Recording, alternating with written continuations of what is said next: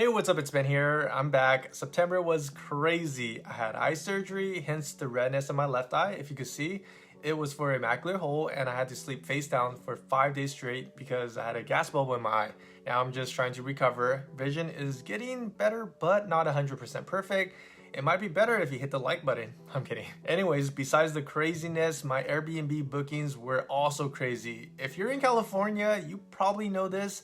It's having its annual burnouts, aka the wildfires.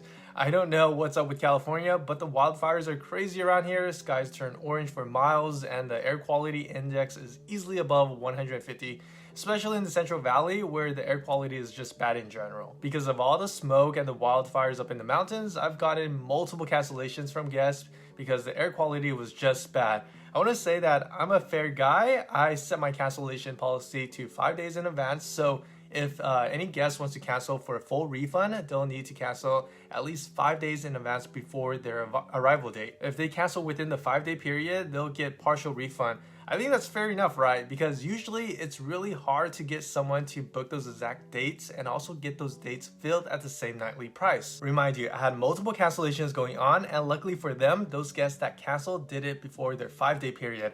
And I, on the other hand, can't do much because I was the one that set the policy. So I started to stress out a little because I had a surgery and couldn't do much. And knowing me, I would rather make something than nothing on this property. So I lowered those open dates all the way down to $69 per night. And slowly but surely, people were starting to book again. And I was probably the cheapest residential 3-bed, 2-bath house in town.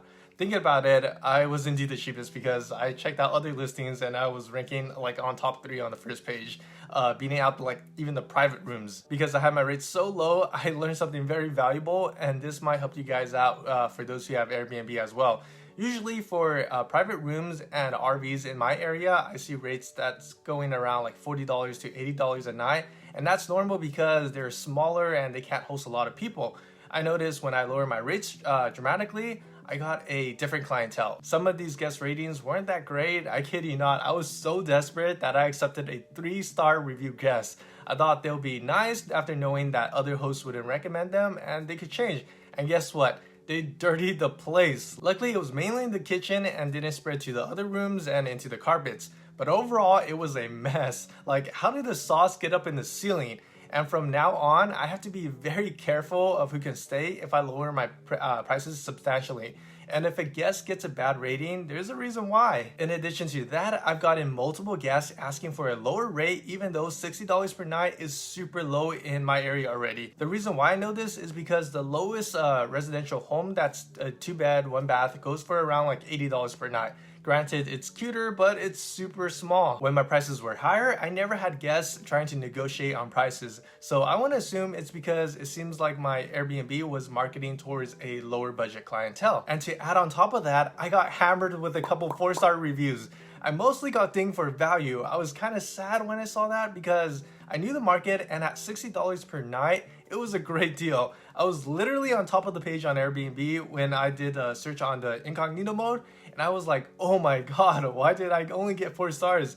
But I guess you can't satisfy everyone, so I just accepted my stars. But on the bright side, after stressing over a couple of guests and bookings and trying to recover from my surgery, I was able to make a profit. So my total earning for September was $3,959, almost $4,000. And remind you, this is only revenue. I'm not sure why Airbnb says 20 nights available. It should say 30 nights instead. And I had 2 unbooked nights, but my occupancy rate was still over 90%, which is great. And see how my nightly price range was all the way to $69 per night? Yeah, those $69 per night guests were something else. They weren't bad or anything, but just needed more time to work with. And the guests that booked at $190 per night, they were the best guests ever. They even bought me a new fly swatter. So preferably, I would like guests paying at average prices and be nice to the property, but sometimes business is business and you gotta do whatever you can to stay afloat. Well, for me, it was just filling up the days because there's only a limited number of days in the month.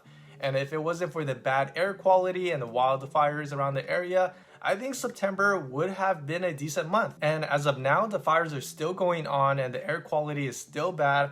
I just hope that for October, I don't get a lot of cancellations. Anyways, hope you guys like these kind of Airbnb updates on my end. I'm not sure if I should continue to give you guys like a monthly Airbnb update and tell you the stories or things I've learned along the ways. If so, let me know and give it a like so I know I should make more Airbnb content. Anyways, hope you enjoyed this. If so, maybe consider subscribing for more weekly uploads, and I'll catch y'all later.